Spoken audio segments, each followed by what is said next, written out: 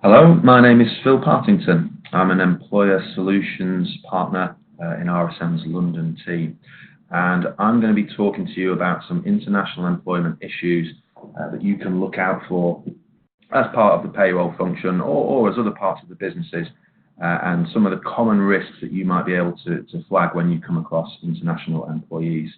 One of the big challenges here is always how you actually monitor the existence of such individuals to begin with. It's not always communicated well when somebody happens to be working outside of their normal country. So let's assume that you've got wind of the fact that someone is working across borders. You then need to think about which of the myriad of employment obligations and rules might apply to this individual.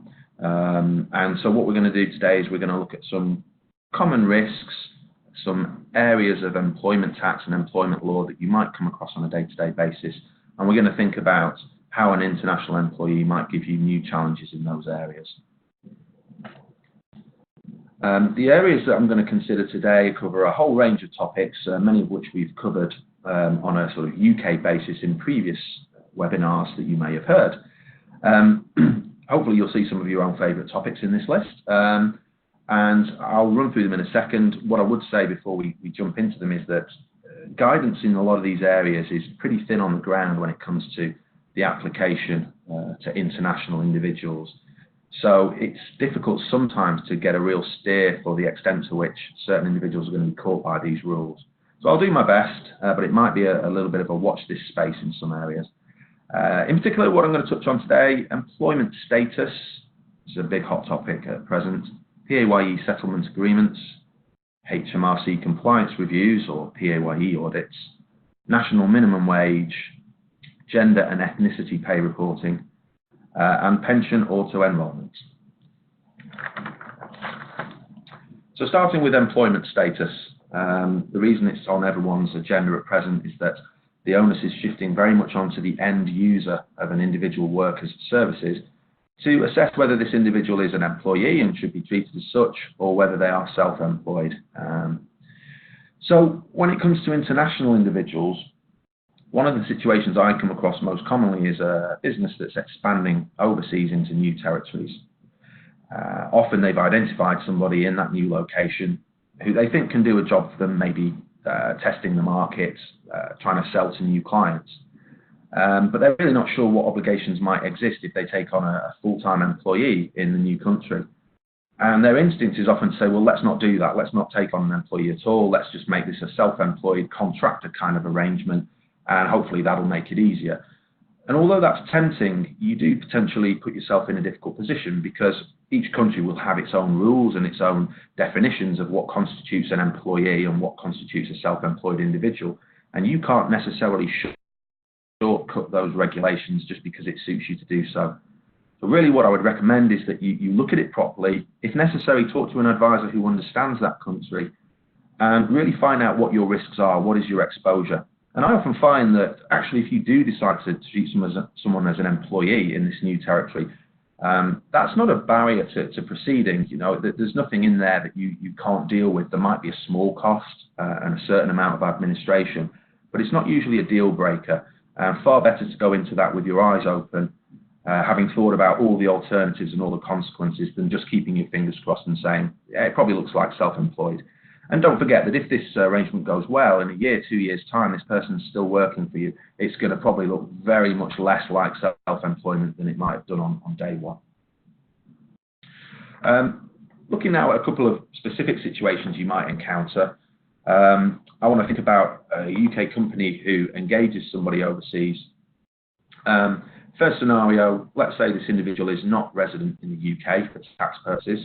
Now that's a whole complex area in and of itself, but let's assume they have very few connections to the UK and spend very little time here.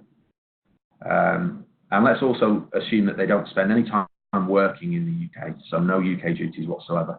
Well, I think in that situation, it's very unlikely there'll be any UK PAYE obligations or any major risks to the UK business in terms of UK compliance. However, clearly you would need to think about the rules in the overseas country. For example, you might have to set up a payroll in, let's say, France, deduct wage taxes there, pay social security contributions there. Now, if we take another non-resident, but someone who actually does have some duties performed in the UK, then your UK business really does have to start considering the risk that PAYE rules will apply. And it gets really difficult to make a judgment, to be honest. There's a lot of different regulations in this area, and they all kind of interact with each other. And you're going to have to gauge whether under UK rules this person might be considered an employee. Then you're going to have to consider whether the work they do is sufficiently connected to your UK company that you might be the business that has to operate PAYE on their salary.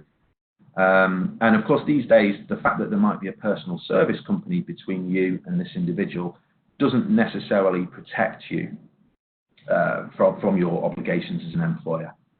And finally, in the third box there, a very important related risk to keep on your radar, and this is a corporate tax issue. So it might not fall within your remit generally, but it's important that if you come across an individual whose work is, follows one of the scenarios we've looked at so far, that you're flagging the permanent establishment or PE risk to the relevant person. And this is basically where an individual's activities in another country are sufficient to create a taxable presence of the UK company in the overseas country. And if that applies, you can end up having to, file corporate returns and maybe pay some corporate tax overseas. Now, if that happens, it's not the end of the world. It's something that can be dealt with. But usually businesses try to avoid it, if possible, until it's really part of their business plan to, grow a footprint in a new location. So if you've got somebody doing a lot of work for you overseas and you have no company there yet, you need to look at the nature of the duties and ask yourself whether you have this corporate exposure.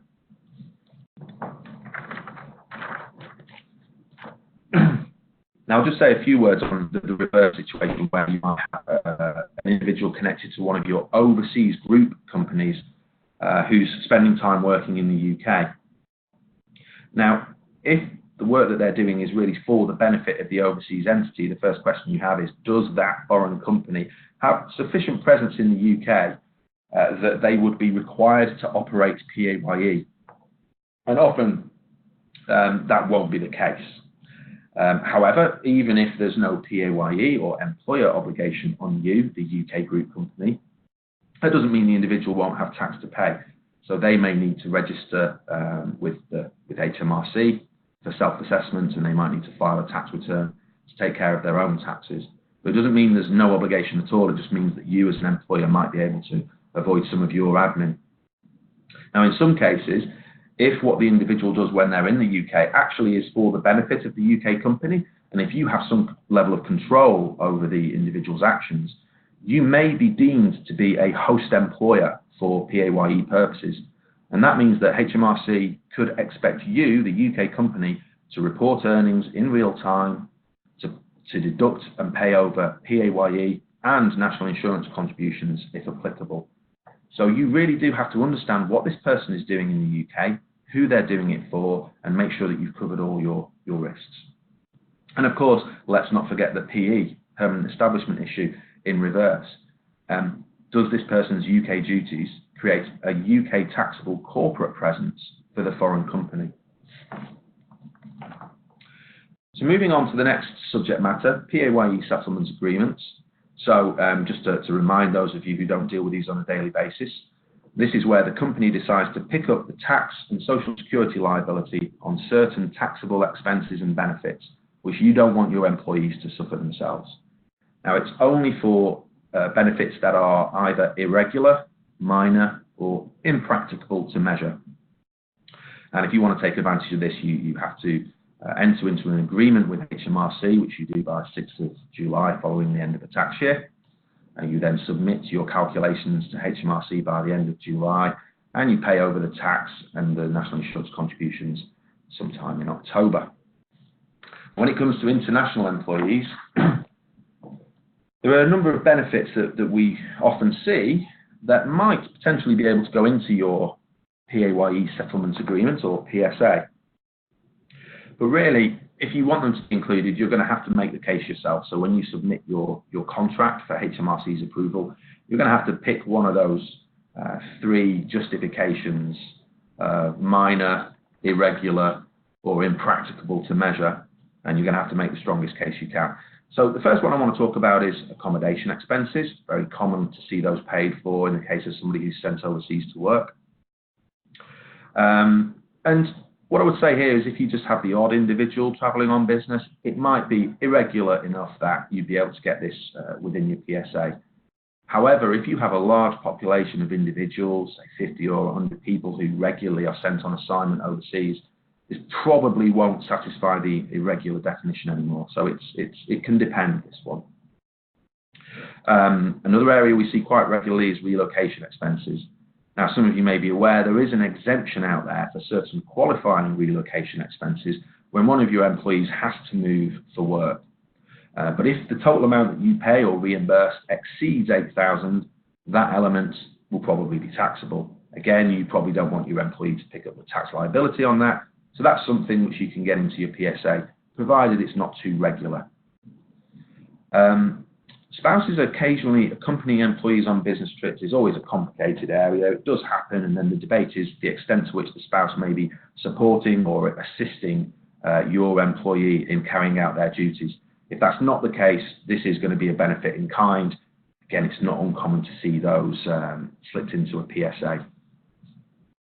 Now, personal tax return fees, a lot of the time, individuals who work overseas find that they do need to file a tax return in a new location. They're not familiar with the rules or the obligations, and it's not uncommon for employers to provide some level of assistance with that obligation. And if you engage an accountant or tax preparer to file a tax return for your employees, of course that is a taxable benefit to the individual. So that's something we often try to get covered by a PSA. And the final point on this slide, expats often find that they have an exemption from national insurance contributions or social security when they're sent on assignment for short periods. And although that's beyond the scope of today's session to discuss, that what I do want to flag here is when you submit your PSA calculation, reporting all these taxable benefits, you would normally apply a NIC liability to those benefits. But you need to check whether any of those expats are exempt from UK national insurance contributions and manually adjust your calculations. Otherwise, you'll end up overpaying your NIC. Next slide talks about HMRC compliance reviews, or the dreaded PAYE audit. And within a typical framework of questions that the inspector will ask, there's a number that try to draw out whether you have individuals moving internationally for business. Is your business sufficiently global that these issues might arise? And if you indicate that you do have this kind of person working for you, then the next step will probably be for them to refer it to a specialist unit who can come in and explore further. And it's an area that most businesses still struggle with. There are lots of pitfalls. And, you know, even as I said at the outset, identifying who your international employees are can be a challenge for some businesses, let alone dealing with the admin that arises from them. But a couple of common areas of weakness that our clients struggle with. First one, benefits that are provided by the overseas company.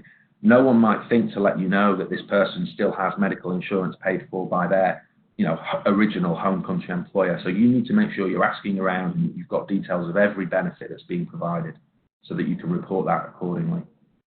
Training. So basically anything that you pay or provide after the individual's time in country has expired. So say that their assignment has ended and they've gone back to, let's say, the USA. Next year they receive a performance bonus that relates wholly or partly to the work they did in the UK. You need to make sure that you're capturing that to the extent it's still taxable and reportable in the UK. And related to that, employment-related share schemes, share options, restricted shares, etc. It's basically the same issue I've just described, but you've got to track your international employees and work out whether any of the awards they receive or any of the other transactions relating to those shares can be traced back to a period when they were working in a different country. And finally, short-term business visitors. That's a topic in itself, but monitoring those people who just spend 1 or 2 days a year working in the UK can be very difficult. But in theory, some of those can give rise to a PAYE liability. Now, we've dealt with a number of employment tax issues there. I want to touch on some broader employment obligations, and on this slide, we've got a few, including pensions and ones that are covered by employment law. The first, national minimum wage. It's a key issue right now for a lot of businesses. And it's a subject that we've covered in other articles and webinars that you can find on the website. But what I want to mention today is just the extra challenge and headache that international employees can cause. I want to give you two examples of individuals or populations of employees who might give you a problem when it comes to national minimum wage. The first is, say you're part of a global group that takes on a range of young trainees each year. And as part of their trainee program, they're sent on short assignments to different countries just to experience the full range of services that your firm offers. Now, they might be from a fairly low-paid country. They're obviously very junior staff members. And the 2 or 3 months' time that they spend working in the UK, it's not inconceivable that their salary falls beneath the national minimum wage. The second situation that I've come across is where, say, you have a technology business that involves putting IT consultants into client sites in the UK. And sometimes to staff those projects, you'll turn to a group company, say in India, where the expertise lies, and you'll bring over 10 or 20 Indian tech specialists to do a 2-month project. Again, depending on the country they've come from, their base salary may be at or around the minimum wage level in the UK. Now, you might supplement that with an accommodation allowance or provision of an accommodation benefit, but you need to check the national minimum wage rules to ensure that you haven't fallen foul of them. Now, whether these individuals are actually covered by UK employment law is another question, and it's really one for a lawyer to answer. But my understanding is that even with a relatively small amount of time spent working in the UK, if there is sufficient connection to a UK company, certainly the individual may be eligible to bring the case under UK law, and that means they are covered by the national minimum wage. And as an example here, a colleague of mine shared with me a cricket umpire who spent 5 days in the UK umpiring a test match, and that was sufficient to enable them to have recourse to UK employment law. So it just goes to show you how little time someone needs to spend here for you to have a potential issue. The next box on the slide deals with gender pay reporting. So something you should be doing now if you're an employer with more than 250 employees. And it's the same question, really. Which of my international employees do I need to include when I run through my gender pay calculations? And there's not a great deal of guidance on this either, but what you can glean from the literature that's out there is if you have someone coming to the UK to work, even for a short period, there's a very good chance that they will be caught and have to be included in your reporting. And as a rule of thumb, I would say if this person is on the UK payroll at any time, certainly you should include them in your gender pay reporting. But if you flip it around and you look at your outbound assignees, UK employees who are going outside the UK to work, actually they stay within the gender pay reporting themselves for a long period. So if someone left the UK for 2 months, you wouldn't be able to relax and say, oh, well, they're no longer working in the UK, I can ignore them. No, you would almost certainly have to include them as well. So it's quite far-reaching. Ethnicity pay, well, that's not here yet, but there's a consultation that's ongoing, and it may well arise in the future. And in particular, I think back to my previous example about the Indian staff coming over on specific projects. You could see how that might look in the context of ethnicity pay reporting. So you need to sort of, think in advance how you're going to tackle that subject. And the final box on this slide, pension auto-enrolment. So the rule here says if you have somebody who's ordinarily working in the UK, they potentially need to go and be auto-enrolled into your UK pension scheme unless they opt out. Now, this might not suit them at all if you've got a Spanish national who's only in the UK for 6 months. Do they really want to be in a UK pension for those 6 months? What are the Spanish tax consequences of doing that? But you have to have regard to what the rule says. In this, I have a little bit more comfort that if you have somebody on assignment temporarily to the UK who remains employed by their home country employer, even for a period of, say, 2 to 3 years, they're probably not going to be considered ordinarily working in the UK. So in theory, you wouldn't need to automatically enrol them. But of course, at what point does that assignment become too long, and do you have to start thinking about auto-enrolment? That's still a question mark for me. I understand that there is a large degree of protection from these rules as long as the person doesn't switch to a UK employment contract.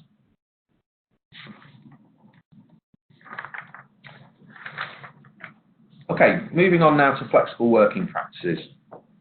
It's something we've covered in our New Forces at Work series, and there are several international examples that I've come across, and really today all I want to do is highlight them to you so that you can be on the lookout for them. It's maybe a topic that we can cover in more detail on another occasion. And these are all real-life case studies. So the first one is a UK engineering business who's had a French employee, a French national, working for them in the UK for many years. The business doesn't have any presence in France, but the individuals decided they would like to return to France with their family and continue in the same role. So the client approached us and just said, is this something we can consider, and what are the issues that we face in doing that?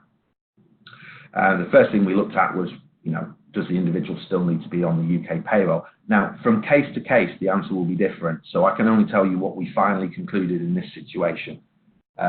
We felt comfortable that in the specific circumstances, there was no need to continue deducting PAYE from earnings, but in order to achieve this, there was some paperwork to be done. You had to apply to the tax authorities for a no tax or NT PAYE coding. We concluded that Social Security would become payable in France from the first day of this new arrangement, and there would be an exemption from UK national insurance contributions. Now, this outcome could actually be affected by Brexit, so it's a watch this space situation, but these are the current rules. In order to pay over the French Social Security, this company needed to set up a payroll in France, and in doing so, they would also have to deduct French wage taxes from the individual's salary. Now, we concluded, talking to our colleagues at RSM France, that there was no need to establish a French company in order to do this. But of course, thinking back to the earlier risk that I flagged, PE or permanent establishment, we recommended that this company look at what the individual would be doing for them in France and check whether that created any exposure for the UK company in terms of a French corporate tax liability. Second example is a UK national who'd been working in Dubai for several years in a financial services business and had asked to return to the UK and continue working in the same role. Now, the big issue here is that there's no income tax to pay in the UAE. And if you return to the UK and you become a tax resident again, your worldwide income will be subject to UK tax. So you need to think really carefully about the point at which you return to the UK and the point at which you resume UK residence. Otherwise, in the worst case scenario, you could have retrospective UK tax due back to the beginning of the current tax year. And of course, also, it is a good chance that this person would not have been paying UK national insurance contributions historically, but on returning to the UK permanently, they almost certainly would have to start. And that can be quite a cost to the individual, but also, of course, quite a cost to you, the employer, at 13.8% employer's NIC. So things like the timing of bonuses and other large one-off payments could be crucial. So plenty to think about in that example. And the final one, just to show how esoteric some of the scenarios are that people contemplate in this day and age, a senior programmer for a relatively young tech business. He'd been with the business from the outset, although he wasn't a founder himself, a very important member of staff. Decided he wanted to go traveling around South America for a year, didn't have the funds to do so, and decided that it would be good if he could work part-time in the same role wherever he turned up in South America. So, I mean, all the issues that I've talked about so far today arise, but it's even harder because you don't know how many weeks the person will be spending in each country. Probably he doesn't know because it's a very fluid arrangement.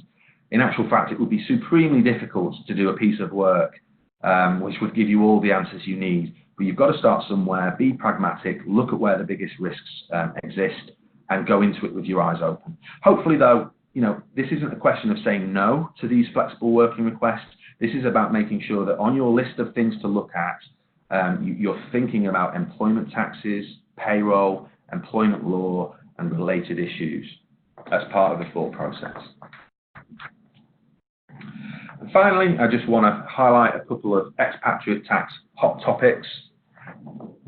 Firstly, for those of you who have short-term business visitor agreements in place with HMRC, you should be reporting on an annual basis the number of individuals you have coming to the UK and the amount of time they spend here.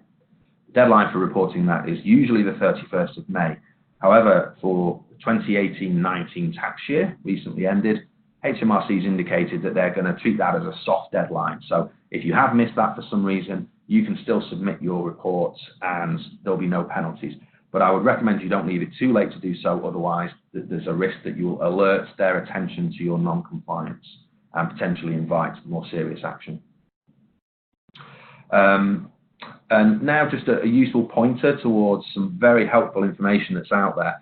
If you have any EU nationals working for you in the UK, in light of Brexit, which is still potentially coming up in the near future, they need to take steps to ensure they can continue to live and work in the UK post-Brexit. And you may have heard people talking about the EU settlement scheme. Now, you don't have any obligations as employers in this regard, but this is just something nice you can do for your workforce to ensure that they are taking care of their own personal situation and, crucially, they're still able to work for you in a couple of years' time. So if you check out on gov.uk website, there's a whole employer pack of resources there that helps you publicise this issue for your staff and point them to where they can take care of registering with the EU settlement scheme. So something worth doing.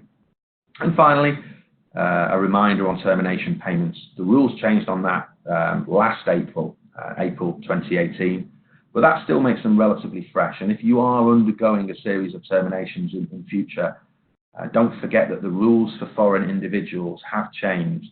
So it's an area you should, seek advice on if you're not sure.